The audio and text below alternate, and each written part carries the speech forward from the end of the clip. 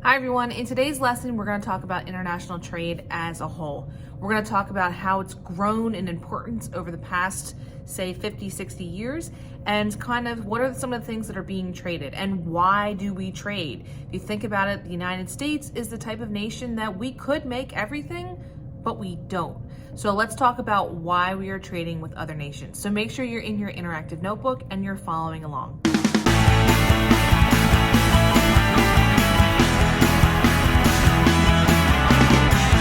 All right, let's go ahead and get started. We're on page 3 of your interactive notebook. And again, today we're talking about international trade, which is what this unit is all about.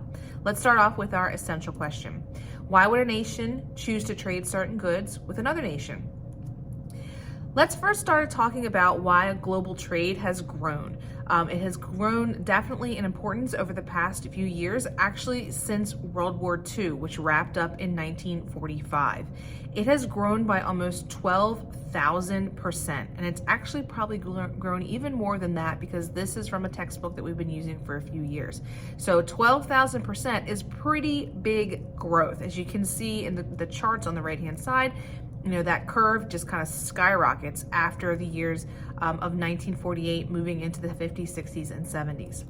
But we want to talk about here why. Why is it growing in importance? What has changed since then? Biggest thing is that we've had changes in 3 categories.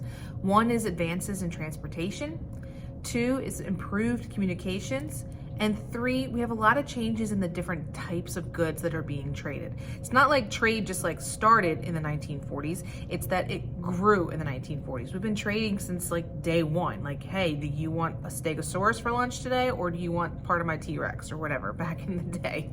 All right, so advances in transportation. In the past few decades, it's become easier and easier to move goods around the world. In the year 2021, we know this. We've seen it. You know, we've talked about how planes and jets and ships are bigger. We're even moving into an age of, are we going to move to like electric powered vehicles? So we've got larger ships, larger planes, planes, trains, and automobiles are bigger, they're faster, they're more efficient. Because of that, that means that we can trade more over bigger distances, we can trade in larger volumes, things can just get places faster. If you think about it, if you are like a member of Amazon Prime, you can have something literally delivered to you possibly that same day, the next day, 2 days, just because things are so available and because transportation is so fast. We also have improved communications. You are the generation of improved communications because as it comes out, we are buying it up, and you guys have grown up with this. You haven't lived in a world without the internet. I have lived without the internet, and guess what? We did survive, but that's a conversation for another time. So we have satellites that link up phones and computers all around the world. That makes communication almost instant, and businesses can make transfers of money and different transactions happen, literally in a snap of your fingers. We could literally, if we wanted to, we could hop on a call and call China right now. We could call Russia. We could call, wherever you want and interact with people. If COVID has taught us anything, it's that, the digital world is up and it's thriving and we can communicate in an instant. So improved communications are going to help with trade growing and growing even more into the future. The last category we have here is changes in the types of goods that are being traded. Way back in the day, we used to trade things in bulk, very large quantities, different commodities such as grain, coal, and steel, and we would trade them in bulk quantities, so very, very large. We have shifted.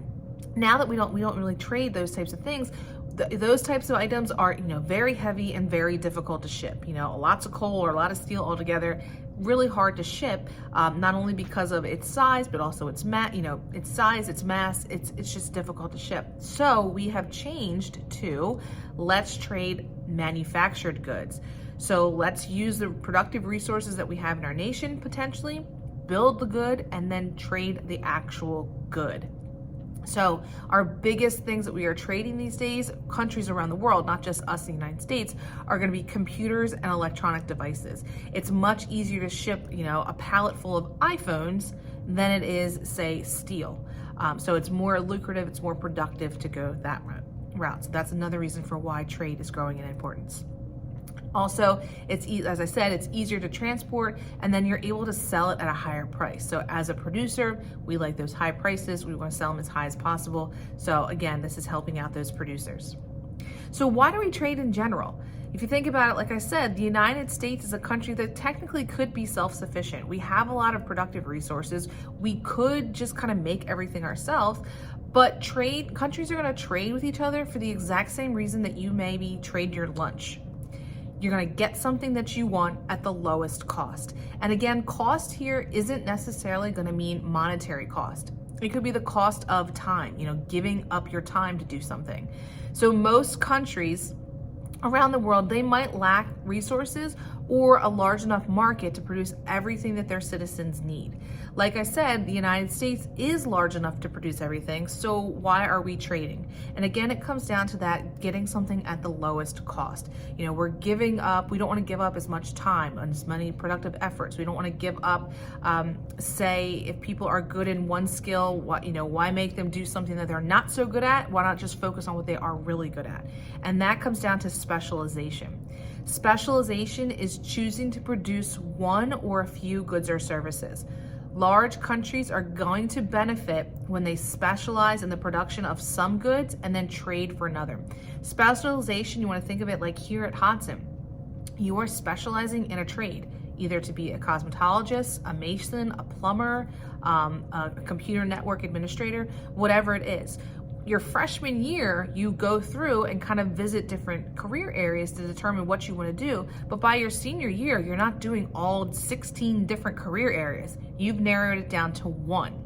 Think about it, if you had to do all 16 career areas for all 4 years, yeah, you'd have a general knowledge of each one and you'd be semi-okay. But by narrowing your focus and going down to one, you get really good in that one trade. So that's the same idea with specialization. So a country is going to pick a few things that it's really, really good at, and then the stuff that they're not so good at, will trade for that. So deciding on what to specialize in and what to trade for is determined by something called absolute and comparative advantage.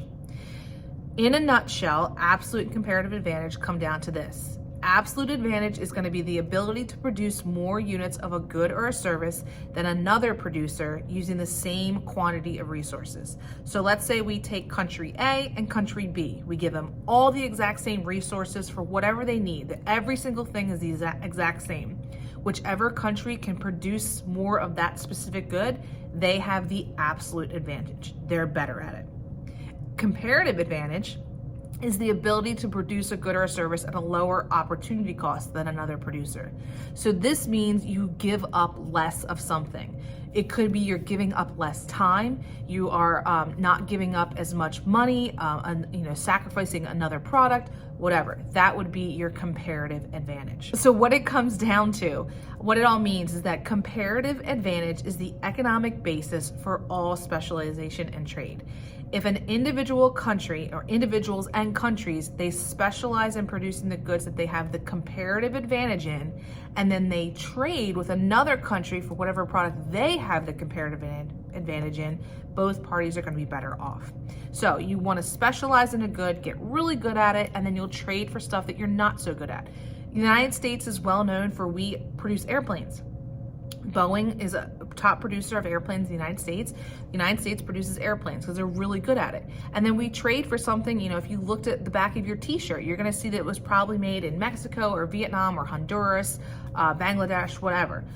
We're not so good at making t-shirts. So we want to specialize our productive resources into making airplanes, which we're really good at. And then we're going to trade for another product that we're not so good at, or we don't want to spend our productive resources on, something like t-shirts or clothing. So again, in a nutshell, those are the reasons for why trade has been growing in importance, why we are still trading, and again, why countries trade when they potentially could make everything for themselves. So make sure this is in your interactive notebook, and next time we're going to be talking about trade barriers. So tune back in for that. Thanks for watching.